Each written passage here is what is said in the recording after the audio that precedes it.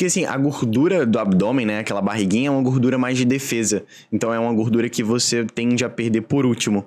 Porque o seu corpo tende a segurar ela o máximo possível. E interessante que é uma questão mais primitiva. Por quê? Essa gordura que a gente tem na barriga, ela é um processo evolutivo mesmo.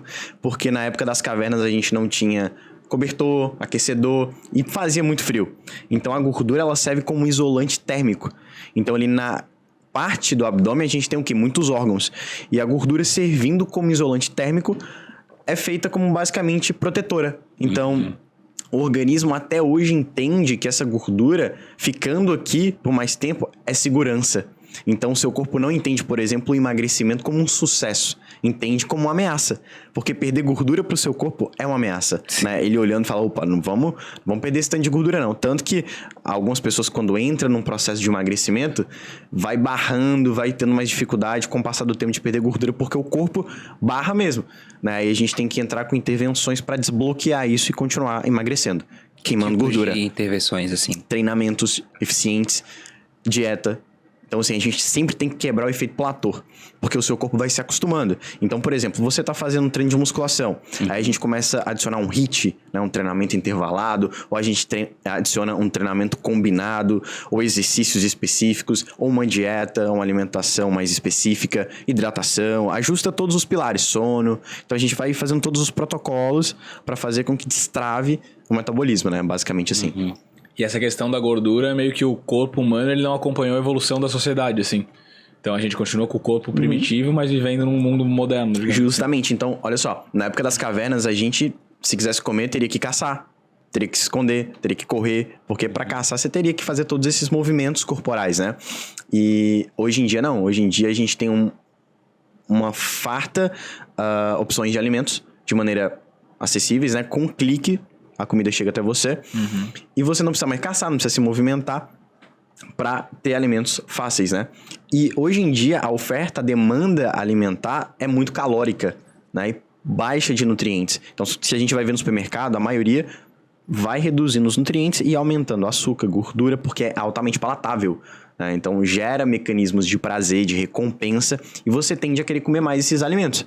Então, quando a gente choca essa realidade do nosso organismo ser evolutivamente programado para estocar energia, estocar gordura, com a oferta hoje fácil de comida acessível, altamente palatável, né? E com baixo esforço, aí choca e dá obesidade, não tem jeito. Por isso que o Brasil é um dos países mais obesos do mundo também, né? Um dos mais obesos? É, o Brasil é. Se eu não me engano, é quinto. Os Estados Unidos é top 1. Mas o Brasil eu acho que tá em terceiro ou segundo já. Caralho, é muita comida. É muita comida. Industrializada, e se a gente for ver, justamente, se a gente for ver, o que acontece? O Brasil é o país mais ansioso do mundo. E a gente consegue... Ansioso? O Brasil é o país mais ansioso do mundo. E a gente consegue perceber o que é uma tendência da ansiedade devido ao comportamento com a obesidade. Então o Brasil tende a ser um dos... Desconto na comida, no caso. Eu acredito que o Brasil tá entre os top 2. Caralho. E pode chegar ao top 1. E a cerveja, tem demanda. E a cerveja ajuda também, né? Ajuda, cara. Querendo ou não, o álcool ajuda bastante porque aumenta o processo inflamatório, é muito calórica, né? Então o álcool, por exemplo, para 1 grama a gente tem 7 calorias. Né? Então 1 grama de carboidrato a gente tem 4. Caralho. Então 1 grama de gordura é 9. Só perde pra gordura. Mas se você conseguir conciliar de maneira equilibrada a bebida com o treinamento, eu não vejo problema, mas você tem que vir de um período de consistência de treino, de alimentação, para não ser tão impactante nos seus resultados, não interferir tanto, né? Então, quando a gente olha assim, questão, é possível eu beber e ter resultado? É possível, só que a gente precisa ver qual o seu nível de condicionamento atual, composição corporal atual, porque às vezes você vai precisar abrir mão, fechar um pouquinho mesmo, não posso beber por um determinado tempo, para regular o seu corpo e sua composição. Sim. Porque assim, uma coisa é uma pessoa com 30% de gordura corporal beber. Outra coisa é um cara com 10% de gordura beber. A resposta fisiológica, hormonal é diferente. Ou seja, a forma que o organismo recebe o álcool é diferente. Que ele metaboliza o álcool é diferente, né? Então, tem como se você preparasse o terreno para você plantar. Mesma coisa. Então, tem como você preparar o terreno para você receber o álcool de maneira mais saudável, assim, digamos. O cara que não tá buscando só o shape, qual que seria um percentual de gordura adequado, digamos assim, saudável para uma pessoa que... Normal, para uma pessoa comum. Para o homem, um percentual adequado é 14%. Para a mulher, 20%. Por quê? A mulher precisa de mais gordura.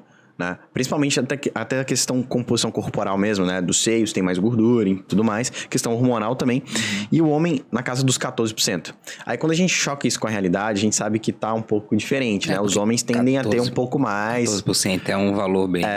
14% não chega a ser aquele abdômen trincado, mas basicamente você consegue ali ver pelo menos os 4 gominhos. É basicamente isso. É bem desenhado. É bem desenhado. Então, se a gente chocar na prática, a gente consegue ver hoje em dia uma população de homens acima de 14%, muito mais, na verdade, né?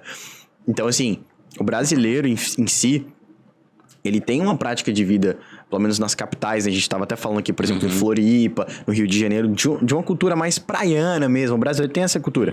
E eu acredito que o brasileiro, em si, o país, tem um bom nível de exercício físico.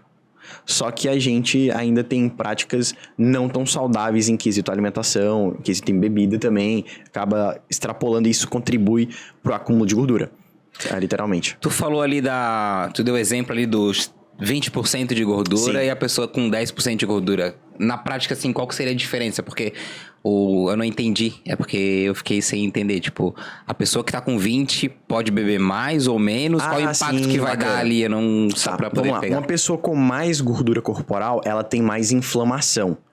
Porque quanto mais gordura, mais inflamação, mais processo inflamatório essa pessoa tem. Principalmente na região abdominal. Né? Porque a gente tem 2 tipos de obesidade, se a gente for olhar. A gente tem a obesidade corporal, que é acima do peso, a pessoa que está acima do peso, e a gente tem a obesidade abdominal, que está relacionada à circunferência, ou seja, a medida do abdômen, na linha do umbigo. Por exemplo, um homem acima de 94 centímetros de circunferência abdominal, na linha do umbigo, já se encontra com obesidade abdominal. Isso quer dizer o quê? Que ele está reduzindo a expectativa dele de vida em 5 anos. Uma mulher acima de 80%, de 80 centímetros já está com obesidade abdominal. Isso gera processo inflamatório, tá? Isso culmina a morte, basicamente. Então, quando eu falo de quanto mais gordura, mais inflamação, então quanto mais gordura, menos o seu corpo está preparado para receber um álcool, um alimento totalmente palatável, porque ele vai processar, o metabolismo já tá bagunçado, digamos assim. Então, quando ele recebe um álcool, ele fala, pô, como é que eu vou metabolizar isso daqui? Não dou conta. E o álcool já gera também um processo inflamatório só por conta sozinho. Justamente. Então, a pessoa que tá com acima, né, 20% de gordura, o que acontece? Ela já tá sofrendo ali. Mesmo que ela não perceba. E quando eu falo sofrendo, o organismo dela já tá ali batalhando pra desintoxicar, desinflamar. Pra queimar gordura já é mais difícil. Pra ganhar massa muscular já é mais difícil, né? Então aí quando a pessoa entra aí na casa dos 14%, a resposta, por exemplo, a um hormônio que é a insulina, já melhora. Então quer dizer o quê? Opa, eu consigo metabolizar melhor os alimentos. Consigo metabolizar melhor o álcool. É como se você tivesse um terreno mais fértil, percebe? Para algumas demandas. Pô, mas 14% não é um nível quase de atleta? Não. Não? Não. Atleta... atleta 8, 7. Esse é um corte do Boteco Podcast. Se inscreve aqui no nosso canal e deixa o seu like, eu tenho certeza que você vai gostar de acompanhar o nosso conteúdo.